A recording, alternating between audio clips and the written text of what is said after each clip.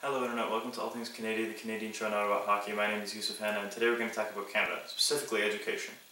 I believe that the cornerstone of any good society is a good education system, so thankfully Mr. Harper can't get his grubby hands on this, because it's provincial jurisdiction, except in the cases of two people, just as in healthcare, First Nations and soldiers and veterans. So, the Canadian education system, a term you will not hear me use often because there are 13 different types of Canadian educational systems, has managed to produce a 99% literacy rate for adults, both male and female. 88% of Canadian adults hold high school diplomas, and that number is decreasing with the high school dropout rate below 8%. 53% of Canadian adults have post-secondary degrees. All of the provinces have a strong, publicly funded education system. Therein end the similarities. So, most provinces have education compulsory up to 16 years of age, except for Ontario, Manitoba, and New Brunswick, where the mandatory age is 18 or graduation from high school. Outside of Ontario and Quebec, every province funds K through 12. So you have one kindergarten year, grades 1, grade 2, grade 3, grade 4, grade 5, up to grade 12. Ontario funds junior kindergarten and senior kindergarten, then years 1 through 12. And then Quebec has a very weird system in which they fund up to the equivalent of grade 11, and then there's 2 years that are offered called cégep, which are basically a college program that is required for university admission, but can also be technical or vocational training.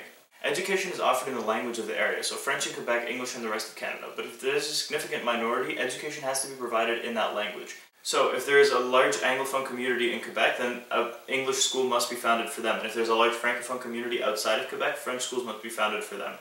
Okay, so to understand the next part, I have to give you a quick bit of history about Canada. Because of Canada's rich heritage in both English and French cultures, many immigrants came from both countries in the 18th and 19th century, resulting in a large Catholic population from France and a large Protestant population from England. These two insisted that their children be educated in the same manner that they were educated, which resulted in concurrent school boards where both cultures existed, i.e. Quebec and Ontario, a Catholic school board and a Protestant school board. So when Canada confederated in 1867, these two school boards were entrenched in the Constitution. As Canada grew and evolved and accepted the separation between church and state, the Protestant school boards became very secularized and became natural public school boards. Catholic school boards, however, held on to their time-honored tradition. To give you a glimpse of how problematic this became, in 1890, Manitoba, which had previously had both a Catholic and a Protestant school board, voted to abolish the Catholic school board, and the Catholics in the area rioted. They asked the federal government for assistance, and the federal government couldn't technically offer assistance. Although Prime Minister John A. Macdonald was not a Catholic, he supported the Catholics in their cause because he was a super federalist. However, the Conservatives did not support him in this respect, so he didn't do anything about it. In 1896, when Wilfrid Laurier became Prime Minister, as he was a strict believer in provincial rights, he let Manitoba abolish the Catholic school board. However, he allowed Manitoba Catholics to have 30 minutes at the end of the day for religious educations if demand allowed. Quebec recently changed the traditional Catholic-Protestant split to an English-French split, with elective religious courses being offered. Ontario, however, still completely publicly funds the Catholic school board system, although overt religiosity was banned in public schools in 1990. This has led to accusations by the UN, among others, of discrimination by Ontario for Catholics. The issue here is that the right of the Catholics to their own school board is entrenched in the Canadian Constitution. In 2002, the Progressive Conservative government of Mike Harris in Ontario attempted to partially fund all religious schools in order to decrease this discrimination, but in 2003, voters kicked them out of office and the incoming Liberals scrapped the idea. Nevertheless, public schools are not allowed to refuse anyone based on race, gender, ethnicity, or religion. 3 other provinces fund Catholic schools the same way Ontario does, and they're Alberta, Newfoundland, Labrador, and Saskatchewan. In addition to the public and the Catholic school boards, 6% of Canadian students also attend private schools. There are a number of elite private schools in Canada, and they enjoy prestige, but there aren't too many. Most private schools in Canada run on a religious basis. Christian, Muslim, Jewish, Sikh, and Hindu private schools have opened all across Canada.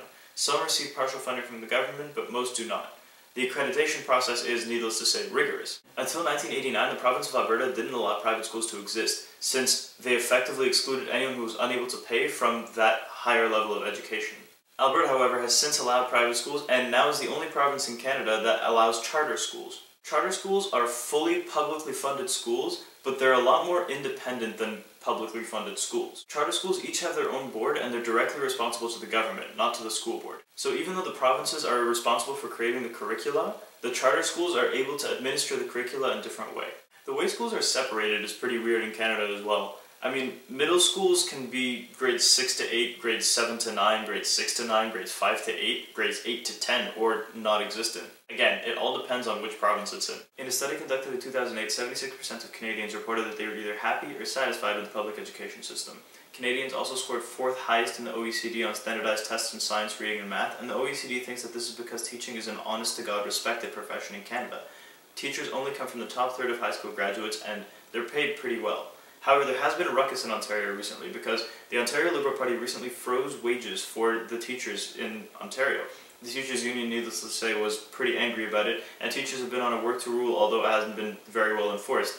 Teachers haven't been offering extracurricular activities as much as they have been before in anticipation, hopefully, of a wage hike.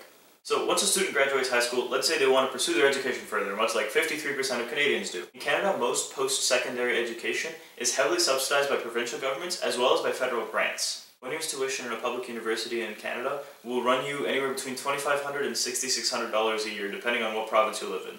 In the description, I'll post a link to an infographic by the National Post which outlines tuition costs among the provinces for staple programs. There are private universities in Canada that charge tuition similar to their American counterparts, however, they're not as popular as public universities. The term college in Canada has come to mean career colleges or training colleges or community colleges or vocational colleges, so the blanket term university has come to mean what Americans would call colleges and universities. Canada's universities have consistently ranked among the highest in the world, and factoid, the oldest university in Canada is the Université Laval, which was founded in 1663. I'm going to start adding recent news in the show as well, so here goes. Conservative Member of Parliament and Cabinet Minister Peter Pinachouet resigned his seat in Labrador in order to run again in a by-election after allegations that he accepted money from a corporation for his campaign. Accepting money from a corporation during an election is strictly forbidden in Canada. The British Columbia general election is coming up in May, and Christy Clark's government has been plagued by scandals.